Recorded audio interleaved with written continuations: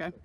All right, so I am Richard Taylor, and I'm here at 305 Boyne Street, here in the Winterville section of Greenville, North Carolina. And behind me is the home of Trenita Rogers, 305.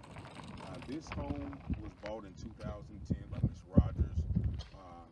She has inhabited the home for the past 12 years. During that time, she has, mentioned harassment by neighbors, things of that nature. And what makes this subdivision unique, houses in this subdivision run about $500,000.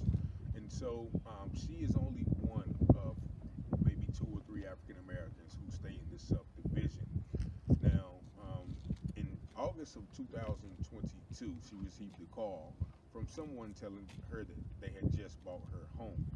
And unbeknownst to Ms. Rogers, there were $1,400 in Homeowners Association fees that had been placed as a lien on her property. Now, at the closing of her purchase of the property, Ms. Rogers wasn't informed about a homeowners association. Actually, on the closing documents, there is no mention of any homeowners association. So when she did the research, she found out that was true.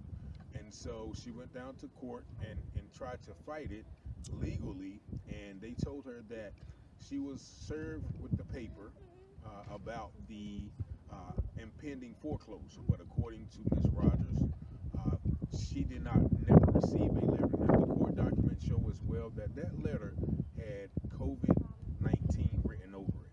And during that time, anytime that the post office would leave a letter that they didn't want contact with people, they would sign it COVID-19 themselves. So Ms. Rogers didn't receive any notification of an impending foreclosure.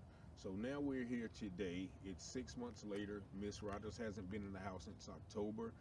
Someone has bought the house that actually has connections to the Homeowners Association, as well as numerous lawyers and officials in the courthouse. So every time she goes down to the courthouse and tries to get information or plead her case, she's always turned away. She's treated with a cold shoulder, and it's definitely an evidence of some collusion here in Greenville about this situation. So here we are today.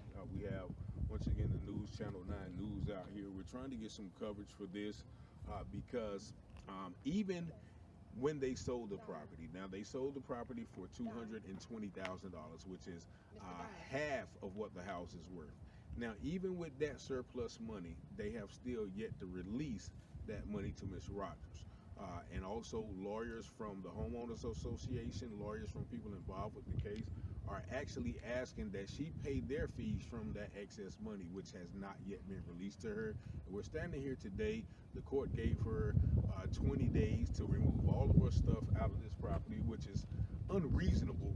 But we're now on like the 4th day where she has to get her property out. So we have Don Cavallini right there with the Coalition Against Racism. He's out here, and we cannot discount or exclude the racial component of this matter. Once again, she's one of only 2 or 3 African Americans who stay in this subdivision. So